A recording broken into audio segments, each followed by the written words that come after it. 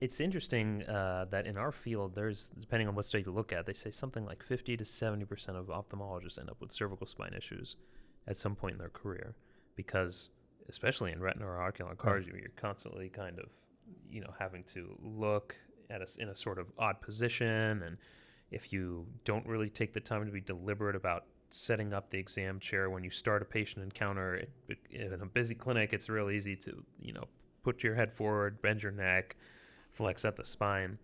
Is that something? I mean, but you've operated for a very long time. You've continued to Right. see patients. Is that something you had to deal with at all in your career? No, it really didn't affect me. I saw some people at Wills that really bothered them a lot, the retinal surgeons. And yet, what I did is, uh, early on, I did purchase a set of loops that were actually ergonomically set, that I would place them in front of my lenses, and keeping my head straight, I could look down at more or less at a reading position and So you had a do good the angle of surgery. So declination. I didn't have my neck bent a lot of times, like I saw some of the guys doing, and I never ran into that problem. I was lucky.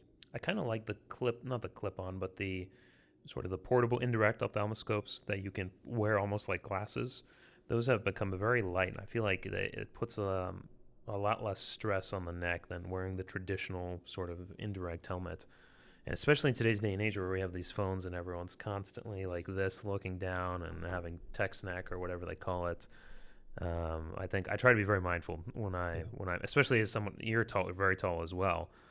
The chairs sometimes don't go down far enough, or the slit lamp, we can't raise it high enough.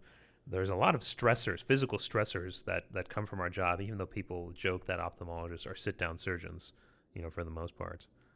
I think I read an article, I can't remember where, but that compared the physical stress that surgeons undergo relative to people who are in positions where they're constantly doing manual labor. Right. And there was a very strong, comparison or similarity between the two, which I found pretty fascinating.